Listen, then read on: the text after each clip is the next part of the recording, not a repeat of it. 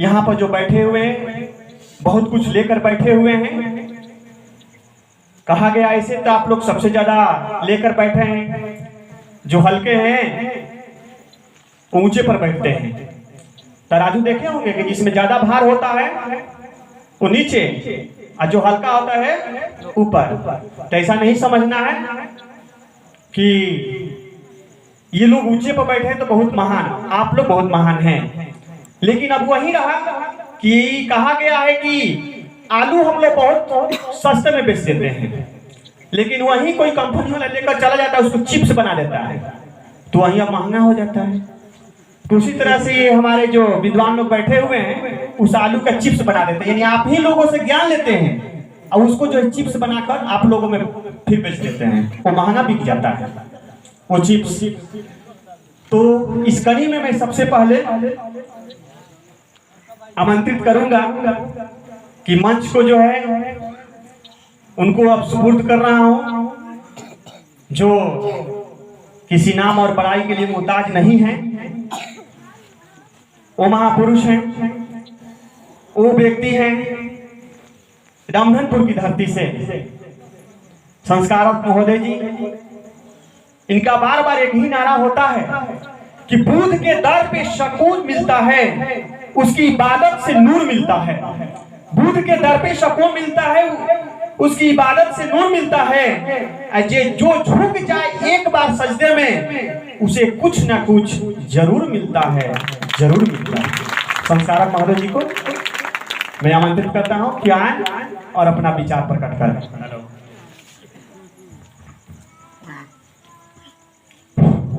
सबसे पहले पूरी दुनिया को असभ्य मानवता से सभ्यता का पाठ पढ़ाने वाले, विश्व स्तर पर भारत को विश्व गुरु का दर्जा दिलाने वाले एक समाज सुधारक, एक विश्व वैज्ञानिक, करुणाख्याति तथागत सम्यक संबोध को मैं नमन करता हूं।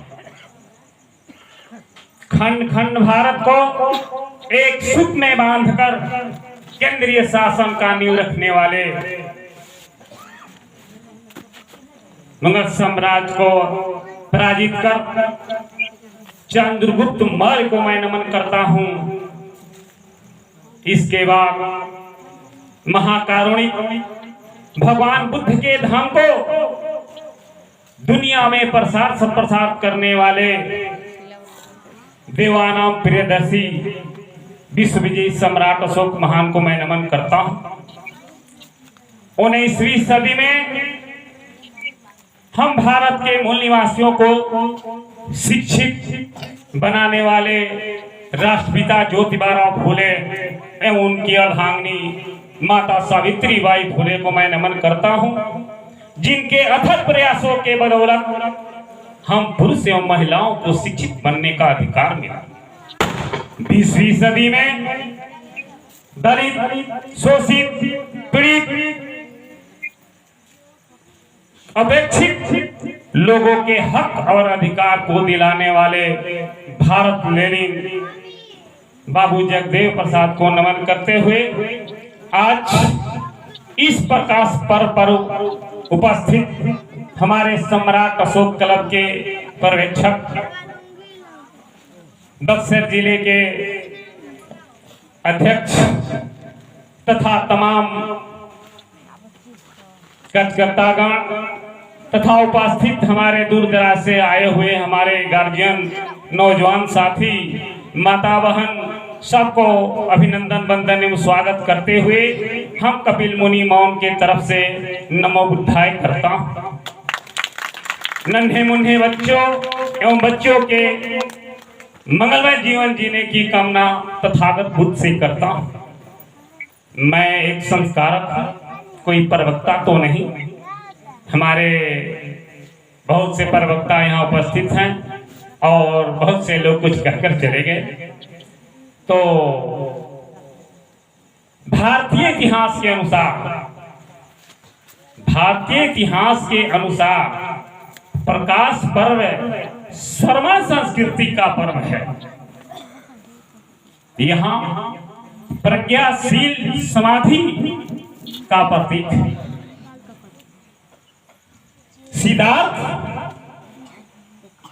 गौतम बुद्ध जब गया में यानी ज्ञान से जब उनको तृप्ति मिल जाती है, सिद्धार्थ से बुद्ध बन जाते हैं, तब वह सारनाथ जाते हैं और जाने के बाद अपने ज्ञान रूपी प्रकाश को वहां बिखेरते हैं। ये पता जब कपिलवस्तु के उनके पिता सुधोधन को जब जानकारी मिलती है तो वह पुनः उन्हें आज्ञा और निमंत्रण भेजते हैं। उनके आज्ञा और निमंत्रण पाकर कपिलवस्तु को प्रस्थान करते हैं। तो अमावस्या के दिन ही उनके कपिलवस्तु में आगमन पर कपिलवस्तु के लोगों ने उनके ज्ञान रूपी प्रकाश से अपने घर को सजाया करते थे उस समय, और उसी के तरफ उसी दिन से अमावस्या के दिन लोग जो है दीप प्रज्वलित किए ज्ञान। मगर आज अमावस्या से पहले यानी चतुर्दशी को विश्व विजयी सम्राट अशोक महान पहली बार अपने राज व्यवस्था को कायम करने के बाद जब सिंहासन पर बैठते हैं, इसी चतुर्दशी के दिन उन्होंने भगवान बुद्ध के 84,000 स्कंधों को अशोक स्तंभ के रूप में उन्होंने पूरे भारत में प्रणीत किया, और आज ही के दिन उनका शिलान्यास यानी उन्हीं के दिन वो जो है आज ही के दिन उन्होंने पर्व के रूप में यानी उनको स्थापना के रूप में किया, ताकि उसी समय से हम लोग जो है इस प्रकाश पर्व को मनाया करते थे। बीच में कुछ ऐसी परिस्थितियां आई जो लोगों ने उस विरासत को मिटाने के लिए, इस परंपरा को मिटाने के लिए एक षड्यंत्र, जिनको आज के दिन जमदूतिया लोग कहा करते हैं।